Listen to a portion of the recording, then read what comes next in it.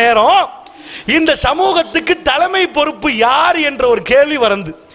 ஏனென்று சொன்னால் அல்ஹம்துலில்லாஹ் பொருளாதாரம் பார்க்காம பணம் பார்க்காம எக்கச்சக்கமாக அங்க வந்து அத்தனையும் கொற்ற நேரம் பள்ளிவாசல்கள் மூலமாக அறிவிப்பு எடுத்து மக்களுக்கு அந்த மாதிரி விநியோகம் செய்கிற நேரம் அந்த விநியோகம் எல்லாம் யாருக்கு கொண்டு வந்து சேர்க்கப்பட வேண்டும், அந்த இடத்தில் யார் உட்காருவா, அந்த இடத்தில் எல்லாத்தையும் கொடுத்து யார் கொடுப்பார்கள் என்று பார்த்தா அந்த ஒரு அமானித மோசடியை நான் பதிவு செய்து விட்டு தலைப்புக்குள் வரலாம் நினைக்கிறேன்.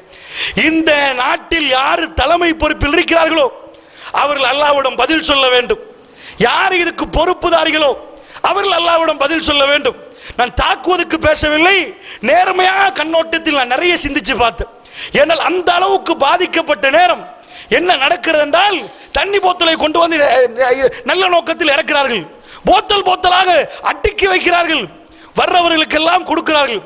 பக்கத்தில் ஒரு முஸ்லிம் கடை, அவர் சொல்றாரு, நல்ல உள்ளம் படைத்ததால் சொல்றாரு, அதுல ஒரு பெட்டியை தூக்கிட்டு போய் அந்த கடையிலே வித்துட்டானாம்.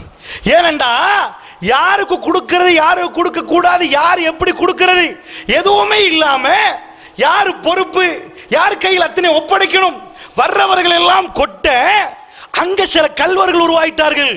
4 பார்சலை எடுக்கிறது, தண்ணி போத்தெல்லாம் சேகரிச்சு கடை கொடுக்கிறது, அங்கிட்ட இருந்து தேவைப்பட்ட மக்களுக்கு போய் சேராம வீடுகளில் 2 நாளாக அடைந்திருந்தவர்கள், பசியில் இருந்தவர்கள், கரண்ட் இல்ல, போன் டெத் ஆயிரும், அவங்களுக்கு கால் பண்றதுக்கு வழி இல்ல, தண்ணி மேல மேல ஏறுது.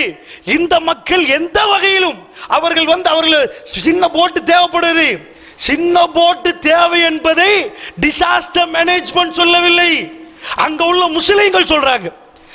இந்த வண்டி இதுல போயிடாது, அவன் பெருசுல ஓடுறான், சின்ன லேனுக்குள்ள அதை கூட எடுத்து போயிடாது, முஸ்லிம்கள் அழைப்பித்து அத்தனை போட்டும் சின்ன லேனுக்குள்ள போயிடாது.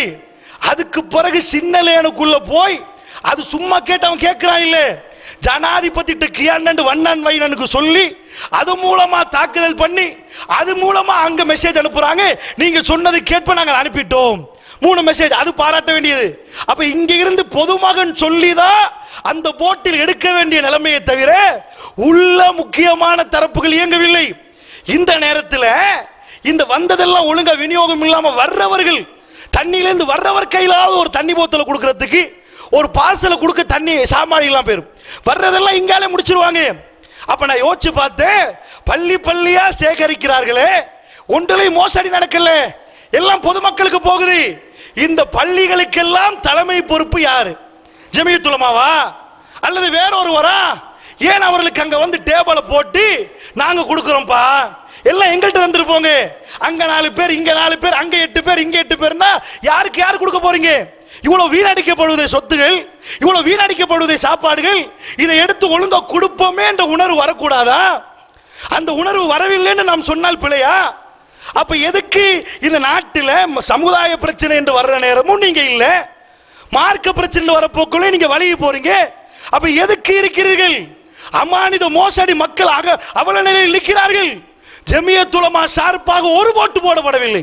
நான் திட்டுவதற்கு அவர்கள் இவ்வளவு காலம் நான் திட்டத்தை விட்டிருந்தேன், ஆனால் கொந்தளிக்கிற அந்த அளவுக்கு பயங்கரமான நிலைமை, கண்ணீரோடு அழுகிறார்கள். அந்த நேரத்தில் ஜுப்பா உடுத்து வேலை இல்லை, அந்த இடத்தில் போய் களப்பணி செய்யணும், அந்த மக்களை காப்பாற்றணும். வங்கி கணக்கு போட்டு நம்பரை போட்டு நீங்க பணம் அனுப்புங்கள், அல்லாஹ் பணத்தை அள்ளி அள்ளி அனுப்புவான், அதுல எந்த சந்தேகம் இல்லை. அந்த இடத்தில் யார் தலைமை கொடுப்பது? கொலன்னாவ பள்ளியிலிருந்து வந்தா வெள்ளாம்பட்டி பள்ளிக்கு வந்தா 10 பள்ளி சேர்ந்துருமே, அதுக்குள்ள பாதிக்கப்பட்ட 10 பள்ளிக்கும் எங்களால தலைமைத்துவம் கொடுக்கலாமா? எங்க தலைமைத்துவத்தை ஏற்றுக்கொள்வார்களா? வேறொரு அமைப்பு தலைமைத்துவத்தை ஏற்றுக்கொள்வார்களா? அப்ப தலைமைத்துவத்தை கொடுத்தவர்கள் எங்க? இதுக்கு பிறகு ஊடு கெட்டது இல்ல, உயிரை பாதுகாக்கிற நேரம் என்ன பண்ணினார்கள்? நான் ஏன் உங்களுக்கு இதை பதிவு செய்யறேன் தெரியுமா?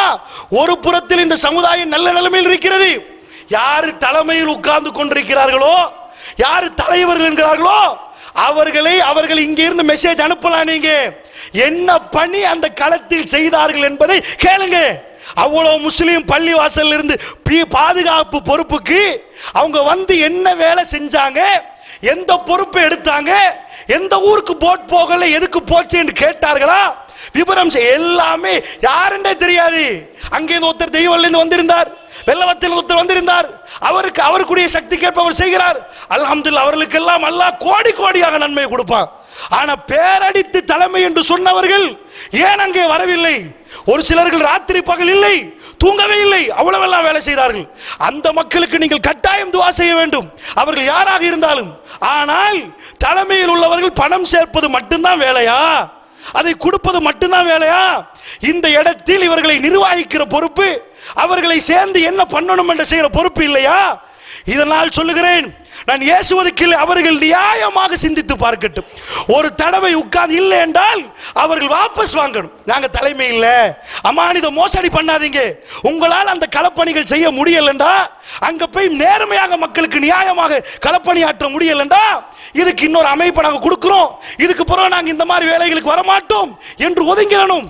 ஏனென்றால் தலைமைத்துவம் இல்லாமல் முஸ்லிம் சமூகம் அங்கலாய்த்த செய்தி அங்க உள்ள எல்லாருக்கும் தெரியும். அல்லாஹ்வுடைய நல்லடியார்களே, ஏண்டா யாரு முடிவெடுப்பது? இவர் அங்கால ஒரு முடிவு, இவர் இங்கால ஒரு முடிவு.